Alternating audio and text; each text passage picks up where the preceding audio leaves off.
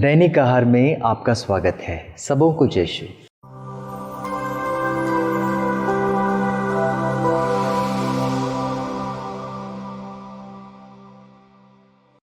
मेरे मित्रों, मेरे प्यारे भाइयों बहनों, कई साल पहले की बात है। सेमिनरी से हमें हिमाचल प्रदेश भेजा गया था।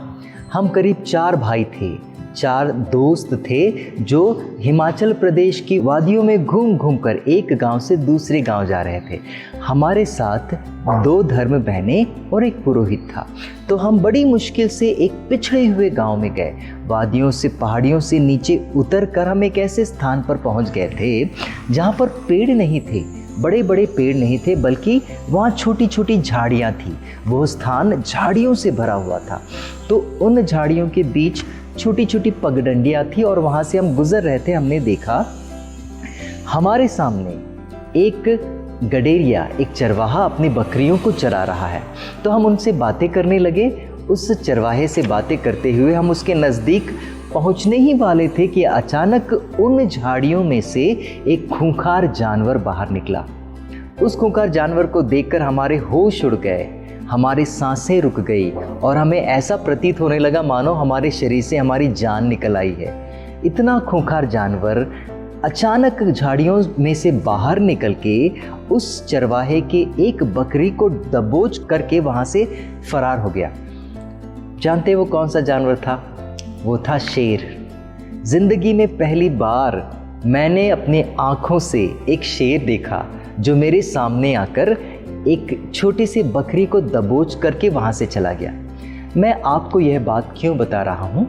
क्योंकि हमारे जीवन में भी ऐसा होता है मित्रों। हमारे जीवन में भी एक खूंखार जानवर है, एक शेर है, एक शिकारी है जो इस प्रकार का शिकार करता है। मैं आपको बताना चाहता हूँ कि ये शिकारी कौन है। यह शिकारी और कोई नहीं बल्कि शैतान है। वचन सुनना चाहेंगे आप? वचन को ध्यान से सुनिए। पेतरुस का पहला पत्र अध्याय 5 पद संख्या 8। प्रभु का वचन कहता है, तुम्हारा शत्रु शैतान एक गरजते सिंह के समान इधर उधर विचर रहा है, इधर उधर घूम रहा है। इस ताक में वो रहता है कि जो मिले उसे वो फाड़ खाए, जो मिले उसे वो फाड़ खाए।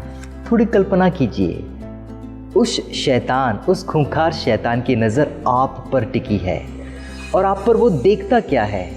किस गुण को वो देखना चाहता है? किस भावनाओं को आप में देखना चाहता है? आप ध्यान से सुनिए।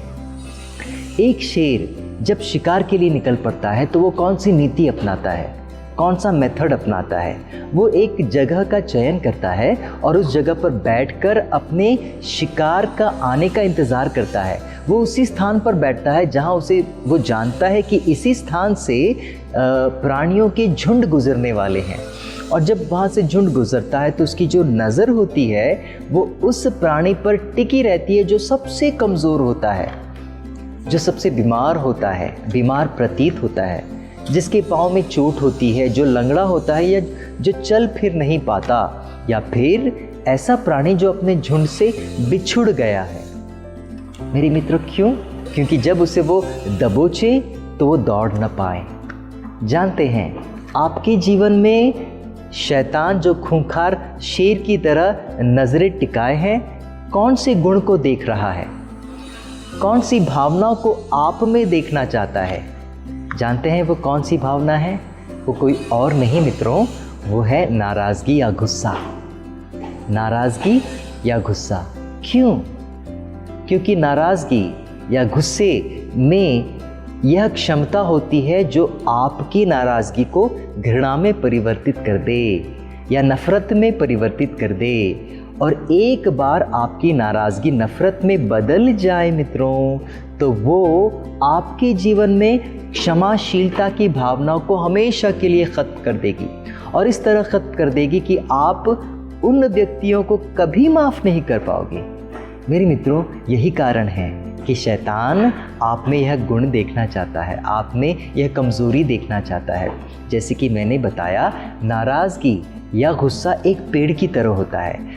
अभी मैं नाराज़ हूँ, 1 घंटे के बाद भी मैं नाराज़ रहूँगा, तो एक दिन के बाद भी मैं नाराज़ रहूँगा, एक महीने के बाद भी मैं नाराज़ रहूँगा, तो मेरी नाराज़गी पेड़ की तरफ बढ़ते रहती है। तो एक स्टेप से दूसरे स्टेप तक पहुँचने तक यह नाराज़गी नफ़रत या घृणा में परिवर्तित हो जाती है। और जब ऐसा होता है तो हमें बचा नहीं पाता कोई। मेरे मित्रों, मेरे प्यारे भाइयों और बहनों, आज का जो सुसमाचार है वो मत्ती अध्याय 5 पद संख्या 21 से लिया गया है।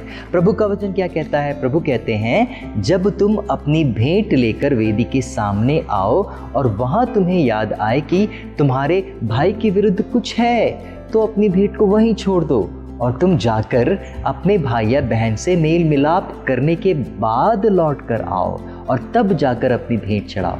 क्या मतलब है इसका?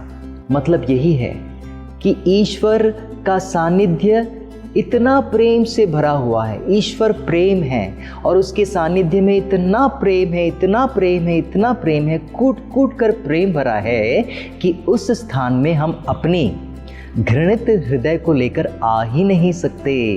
जहाँ प्रेम है वहाँ घृणा नहीं रह सकती, वहाँ क्षमाशीलता की कमी नहीं रह सकती। और इसीलिए मेरे मित्रों, जब हम प्रभु के सानिध्य में प्रवेश करते हैं तो हमें इस दिल को साफ करना ज़रूरी होता है, क्योंकि जहाँ प्रेम है वहाँ तो क्षमा होनी ही चाहिए, वहाँ तो प्रेम होनी ही चाहिए।